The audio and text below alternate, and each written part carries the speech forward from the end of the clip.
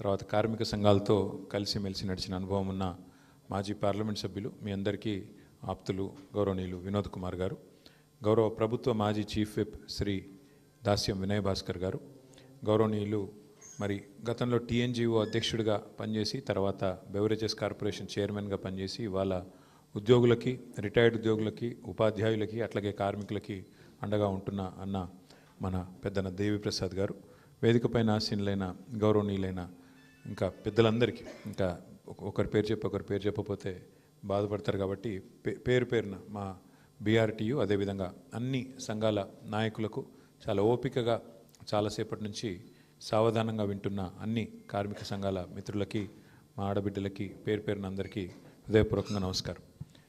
నిజంగా చెప్పాలంటే చాలా సావధానంగా, సాకల్యంగా చర్చ జరిగింది.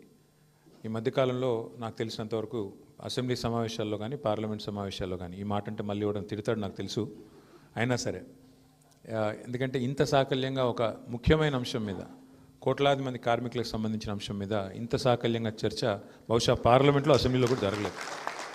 కాబట్టి చర్చలో పాల్గొని అర్థవంతమైన చాలా ఆలోచనను రేకెత్తించే విధంగా మరి సూచనలు, సలహాలు, అదేవిధంగా భవిష్యత్తుకు దిశానిర్దేశం చేసిన మిత్రులందరికీ ముందుగా ధన్యవాదాలు. ఇవాళ మహానుభావుడు భారతరత్న డాక్టర్ బాబాసాహెబ్ అంబేద్కర్ గారి వర్ధంతి. వారు చెప్పిన ఒక గొప్ప మాట, బోధించు, సమీకరించు, పోరాడు.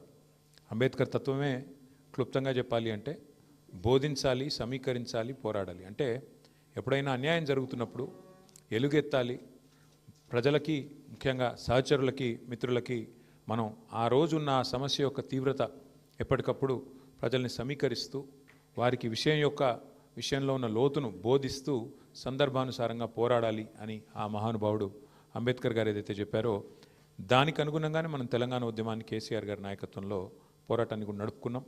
వారు రాసిన రాజ్యాంగం ఆలంబనగానే ఇవాళ ఆర్టికల్ 3 ఆధారంగానే మనం రాష్ట్రాన్ని కూడా సాధించుకున్నాం. కాబట్టి ఆ మహనీయుడికి ముందుగా నివాళులు అర్పిస్తూ మనందరి తరపున సంస్కరణల పేరిట ప్రభుత్వాలు తెచ్చే చట్టాలు, ఇవాళ శ్రమశక్తి ఈ లేబర్ కోడ్స్ ఏదైతే ఉన్నదో సంస్కరణల పేరిట, ఎందుకంటే రిఫార్మ్స్ అవసరం అని చెప్తూ ఉంటారు పెద్దలు, మంత్రులు కానీ, ప్రభుత్వంలో ఉన్న పెద్దలు కానీ, రిఫార్మ్ జరగాలి. ఇంకా కొంతమంది ఒక అడుగు ముందుకేసి చెప్తారు, పర్ఫామ్ చేయాలంటే రిఫార్మ్ ఉండాలి, లేకపోతే పెరిష్ అయిపోతాం, అంటే మిగిలిన మాయమైపోతామని చెప్తూ ఉంటారు.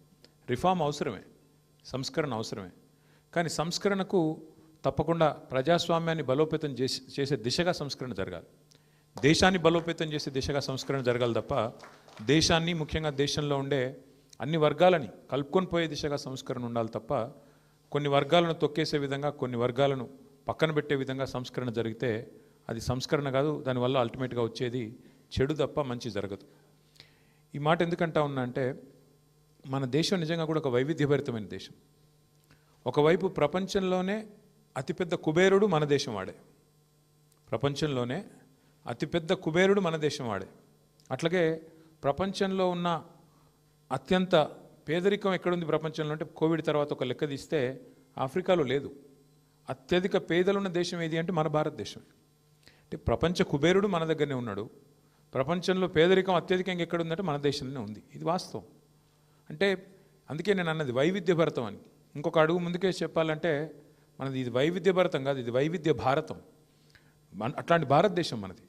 అట్లాంటి ఈ దేశంలో మరి సింహభాగం ప్రజలు, అధిక శాతం ప్రజలు పేదరికానికి దిగువ ఉన్నారని ప్రభుత్వాలే చెప్తున్నాయి. ఇప్పుడు ఉదాహరణకు తెలంగాణ తీసుకోండి. తెలంగాణలో ఇవాళ 92-93% మందికి తెల్ల కార్డులు ఉన్నాయి, రేషన్ కార్డులు. తెల్ల కార్డు అంటే ఏంది? BPL, below poverty line. మరి 92-93% బిలో పావర్టీ లైన్ ఉన్నారని మనమే ఒప్పుకుంటూ ప్రభుత్వాలే ధృవీకరణ ఇస్తూ మరొకవైపు మనం తెచ్చే సంస్కరణలు ఎట్టుండాలా? వాళ్ళను కడుపులో పెట్టుకొని చూసుకునే విధంగా ఉండాలి. అమెరికా ఫలానా చేసింది, లేదా ఐరోపా ఖండంలో ఫలానా చేసినారు సంస్కరణ, అది యథాతథంగా మనకున్న ఫ్రీ ట్రేడ్ ఒప్పందమో లేకపోతే ఇంకో ఒప్పందమో దానివల్ల మనం కూడా చేయాల్సిన ఒత్తిడి ఉంది అని మన మీద రుద్దితే ఎట్లా కుదురుతుంది? మన దేశం యొక్క తలసరి ఆదాయం $2,400 డాలర్ల పరిమాణంలో మాట్లాడుకుంటే, అమెరికా యొక్క తలసరి ఆదాయం $86,000, నక్కకు నాగలోకి అనుకున్నంత తేడా ఉంది. మరి అక్కడ జరిగింది ఇక్కడ జరగాలంటే, అక్కడ అమలు చేసే సంస్కరణ ఇక్కడ కూడా అమలు కావాలంటే ఎట్లయితుంది? ఇక్కడ పేదవాడు ఎట్లున్నాడు, అక్కడ పేదవాడు ఎట్లున్నాడు? అంటే మీరు ఆలోచించమని కోరేది ఏమంటే, నేను ఇవాళ ప్రపంచమంతా ఒక కుగ్రామంగా మారిపోయిందని, ప్రపంచమంతా ఫ్రీ ట్రేడ్ ఒప్పందాల మయమైందని, GATT అని ఇంకోటని ఏదైతే చెప్తా ఉంటారో పెద్దలు మీరు చూస్తూ ఉంటారు. పీయూష్ గోయల్ గారు మొన్ననే ఆస్ట్రేలియా పోయిండు, ఇంకొక యూరోప్ పోయిండు, ఫ్రీ ట్రేడ్ అగ్రిమెంట్ చేసుకుంటున్నామని చెప్తాడు. అల్టిమేట్గా దీనివల్ల ఏమవుతుందంటే, ఆ ఫ్రీ ట్రేడ్ ఒప్పందంలో ఒక చిన్న ముక్కుడు రాసి ఉంటుంది కింద, రిఫార్మ్స్ చేయాలా, వరల్డ్ బ్యాంక్ లోన్ తీసుకుంటామంటారు, దాని కింద రాసి ఉంటాడు గివి మీరు మార్చాలని. వాటికి లోబడి వాటికి ఒత్తిడికి లోనయ్యి వచ్చే కొన్ని రిఫార్మ్స్ వల్ల జరిగే లాభం కంటే దేశానికి నష్టమే ఎక్కువ ఉంటుంది. కొన్ని సందర్భాల్లో కొంతమంది పెద్దలు మాట్లాడితే, నేను పేరు తీసుకొని రాజకీయాలు మాట్లాడను కానీ, కొంతమంది పెద్దలు మాట్లాడితే వింటుంటే బాధ అనిపిస్తుంది. కేసీఆర్ గారి నాయకత్వంలో మన రాష్ట్రంలో మీకు తెలుసు, ఇప్పుడు ఇక్కడ మా మున్సిపల్ GHMC నుంచి మాట్లాడిన తమ్ముడు బాలకృష్ణ కదా, బాలకృష్ణ ఒక మాట అన్నాడు, అడగకుండానే 3 సార్లు జీతం పెంచిండు కేసీఆర్ గారు అని చెప్పిండు. ఎందుకు పెంచిండు కేసీఆర్ గారు? నేను చప్పట్ల కోసం చెప్తలేను. ఎందుకు పెంచిండు కేసీఆర్? గ్రామ పంచాయతీ పారిశుద్ధ్య కార్మికుల జీతం ఎందుకు పెంచిండు అడగకుండానే? మున్సిపల్ వర్కర్లది ఎందుకు పెంచిండు 2 సార్లు? GHMCలో 3 సార్లు ఎందుకు పెంచిండు కేసీఆర్?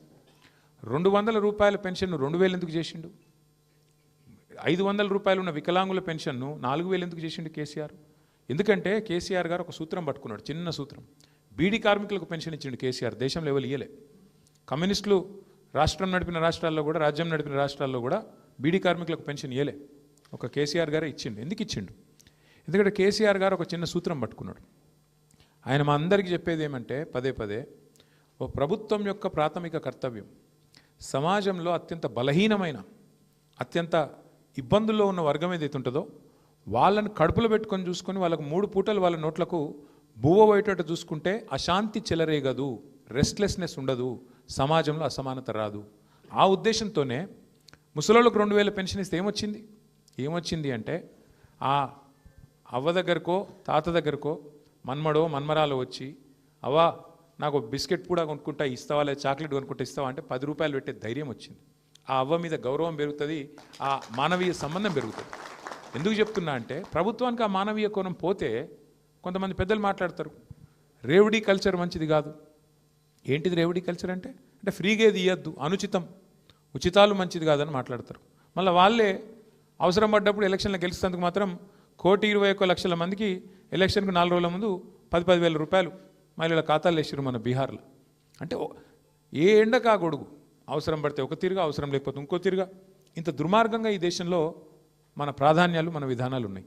ఇదంతా మీకు ఎందుకు చెప్తా ఉన్నా అంటే, ఈ దేశంలోని సామాజిక స్థితిగతులు, ఈ దేశంలో ఉండే వివిధ వర్గాల అభిప్రాయాలు తీసుకోకుండా ఏ చట్టం తెచ్చినా ఖచ్చితంగా నిర్ద్వందంగా దాన్ని ప్రతిఘటించాల్సిన బాధ్యత మనందరి మీద ఉన్నది.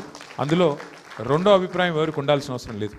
ముఖ్యంగా ఈ దేశంలో ఇప్పుడు ఇందాక శ్రీనివాస్ గౌడ్ గారు ఒక మాట అన్నారు, ప్రభుత్వ ఉద్యోగాలు ఎంత ఉంటాయి, పెన్షనర్లు కానీ లేకపోతే మొత్తం ఇప్పుడు ఉద్యోగాల్లో ఉన్నవాళ్ళు కానీ, అది డైరెక్ట్ ఎంప్లాయ్మెంట్ కానీ, కాంట్రాక్ట్ కానీ, అవుట్సోర్సింగ్ కానీ, పర్సంటేజ్ ఆఫ్ పాపులేషన్ తీసుకుంటే మనది 4 కోట్ల జనాభా, మొత్తం ఉద్యోగుల సంఖ్య కాంట్రాక్టు, అవుట్సోర్సింగ్, రెగ్యులర్ అంతా కలిపితే కూడా 7-7.5 లక్షలు ఉంటారు కావచ్చు, లేదా అంతే కదా, 2-2.5% మధ్యలో ఉంటారు. మరి ప్రైవేట్ రంగంలో ఉన్న వాళ్ళు ఎంతమంది ఉంటారు? 10-15, కొన్ని దగ్గరలో పారిశ్రామికీకరణ బాగా జరిగితే 20% దాకా ఉన్న పరిస్థితి ఉంటుంది. మిగతా వాళ్ళు అసంఘటిత రంగంలో ఉంటారు, కొంతమంది వ్యవసాయ ఆధారిత పరిశ్రమల మీద ఆధారపడి ఉంటారు. అంటే ఈ ఫండమెంటల్ అండర్స్టాండింగ్ లేకపోతే, ఈ ప్రాథమిక అవగాహన లేకపోతే చట్టాల్లో మానవీయ కోణం లోపిస్తుంది. ఉదాహరణకి నేను ఒక మాట మీకు చెప్పాలి. మన సిరిసిల్ల, నేను ఎక్కడి నుంచి అయితే ప్రాతినిధ్యం వహిస్తున్నాను, మా సిరిసిల్లలో నేత కార్మికులు ఉంటారు. విపరీతమైన ఆత్మహత్యలు జరిగేది. వారంలో ఒకసారి అయితే 2005-6లో ఆనాడు ఒకటే వారంలో 10 మంది చచ్చిపోయారు ఆత్మహత్యలు.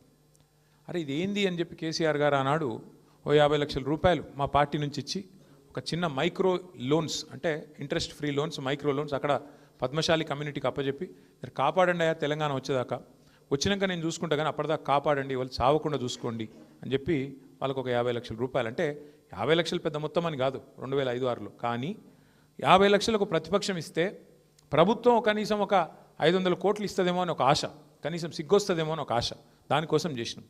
అదే ప్రభుత్వం వచ్చినాక ఇచ్చిన మాట ప్రకారం కేసీఆర్ గారు ఒక పని చేసినారు. చాలామంది మూర్ఖులు తెలియక మాట్లాడతారు, ఇప్పుడు అధికారంలో ఉన్నవాళ్ళు కూడా.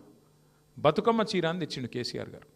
బతుకమ్మ చీరకు ఓట్లకు లింక్ లేదు, బతుకమ్మ చీర మేము మేనిఫెస్టోలో ఇచ్చిన మాట కూడా కాదు. ఎందుకు తెచ్చిండు కేసీఆర్ గారు?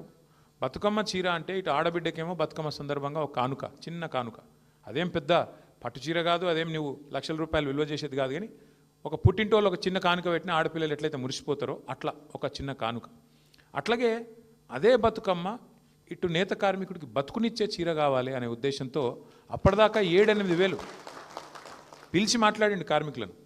కేసీఆర్ గారు స్వయంగా ముఖ్యమంత్రిగా ఎంత వస్తుందా మీకు నెలకంటే 7-8 వేల రూపాయలు వస్తుంది సార్, ఎట్లా బతకాలి, కిరాయిలు ఏంది, మా కథ ఏంది, మా బతికేంది, ఎట్లా చేయాలి, ఏం చేయాలి, రోజుకి 8 గంటలు నిల్చొని పనిచేస్తే కాళ్ళు గుంజుతున్నాయి, కాళ్ళు గుంజి ఆఖరికి చాలామంది బలహీనతలకు అలవాటు పడుతున్నారు, మందుకు ఇంకోదానికి ఆఖరికి అట్లే చచ్చిపోతున్నారు సార్. అంటే ఒకటే కండిషన్ పెట్టిండు సార్, నేను ఆర్డర్ ఇస్తా కానీ ఖచ్చితంగా మీ ఉపాధి, మీ వేతనం డబల్ కావాలి.